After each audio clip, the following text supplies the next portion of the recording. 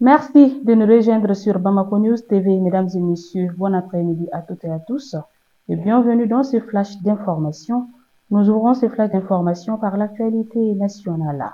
Le Conseil national de transition vient de franchir une étape décisive dans la réforme de la gestion des finances publiques maliennes. Lors de sa séance plénière du 14 novembre, il a adopté à l'unanimité une nouvelle loi créant une direction générale du Trésor et de la comptabilité publique plus moderne et efficace. Cette réforme répond à l'évolution des normes internationales et vise à améliorer la transparence, efficacité et la qualité des services financiers. Concrètement, elle permettra d'informatiser les services et de mettre en place une comptabilité patrimoniale et d'interfacer les systèmes d'information. Les enjeux sont détaillés, renforcer la confiance des partenaires financiers, améliorer la qualité de la dépense publique et lutter contre la corruption. En adoptant cette loi, le CNT pose les bases d'une gestion financière plus saine et plus transparente, essentielle pour le développement du Mali. Toujours au pays, lors d'une réunion de haut niveau, les représentants du gouvernement malien de l'ONU ont célébré le succès du retrait progressif de la mission multidimensionnelle intégrée des Nations Unies pour la stabilisation au Mali. Malgré les défis complexes liés à cette opération, les deux parties ont démontré une coopération exemplaire pour mener à bien cette transition majeure. La rétrocession du dernier camp de l'aménagement marque une étape charnière dans les relations entre le Mali et l'ONU. Tout en saluant les efforts conjoints qui ont permis ce retrait réussi, les participants ont souligné la nécessité de poursuivre la collaboration sur de nouveaux fronts.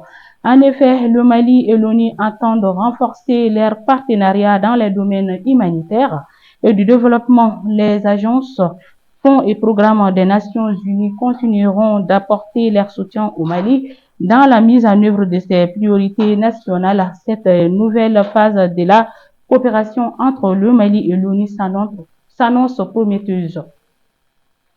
Hier, jeudi 14 novembre 2024, le président de la transition de la République du Mali, son Excellence le général d'armée Assimi Goïta, a reçu le rapport annuel 2023 du vérificateur général Samba Al-Amdou Babi lors d'une cérémonie solennelle au palais de Koulouba. Ce rapport, fruit d'un travail approfondi, a mis en lumière les faiblesses administratives et les irrégularités dans la gestion publique. Cette cérémonie a reçu de hauts responsables du gouvernement, dont le Premier ministre, le président du Conseil national de transition, le ministre d'État et des membres du gouvernement ainsi que des représentants du bureau du vérificateur général.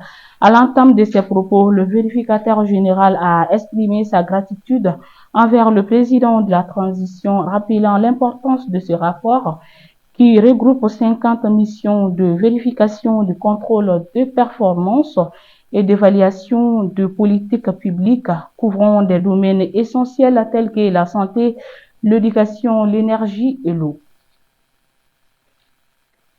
Le jeudi 14 novembre 2024, Koulouba a accueilli la première session du comité de pilotage pour la rédaction de l'histoire militaire du Mali sous la présidence du ministre conseiller à la sécurité nationale, le général de division Yamoussa Kamara. Ce projet, impulsé par le président de la transition, le général d'armée Assimi Goïta, a mission de retracer les étapes fondamentales de l'organisation militaire malienne depuis les empires anciens jusqu'à l'heure contemporaine, avec l'appui des chercheurs nationaux. Ces lancements marquent une avancée dans la mise en œuvre d'un projet cher au président de la transition visant à promouvoir la cohésion nationale par la redécouverte de l'héritage militaire malien.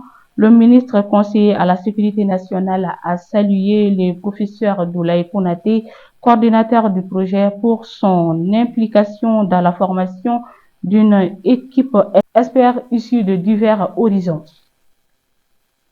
Le jeudi 14 novembre 2024, à l'aéroport international Modibo Keïta à Sinou, Le Premier ministre chef de gouvernement, Dr Choguel Koukala Maïga, a accueilli les 44 Maliens admis au 22e concours d'agrégation de médecine humaine, pharmacie, odontostomatologie, médecine vétérinaire et production animale organisé à Conakry, en Guinée, par le Conseil africain et malgache pour l'enseignement supérieur. Le chef de gouvernement a chaleureusement félicité les lauréats, soulignant qu'ils témoignent de l'engagement du gouvernement de transition en faveur du développement de la recherche scientifique.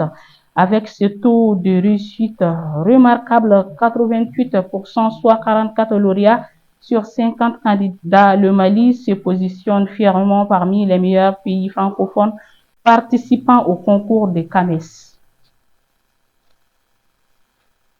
Nous clôturons ces flashs d'informations par l'actualité nationale. La Banque mondiale a annoncé un financement de 167 millions de dollars pour le Burkinabé destiné à renforcer le système de santé du pays.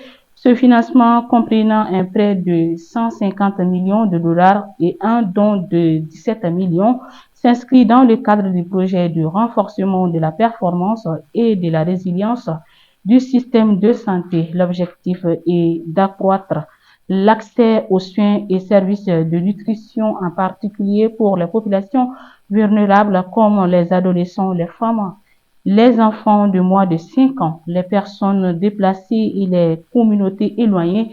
Le projet devrait bénéficier à environ 7 millions de personnes réparties dans 6 régions et 22 districts, avec un lancement prévu pour début 2025. Le secteur de la santé burkinabé a été sévèrement affecté par les attaques terroristes, privant 3,8 millions de personnes d'accès aux soins et entraînant la fermeture ou la perturbation de 413 établissements de santé. Et voilà, mesdames et messieurs, nous sommes au terme de ce flash d'information. Merci à vous de l'avoir suivi. Au plaisir de vous retrouver très prochainement. D'ici là, portez-vous bien.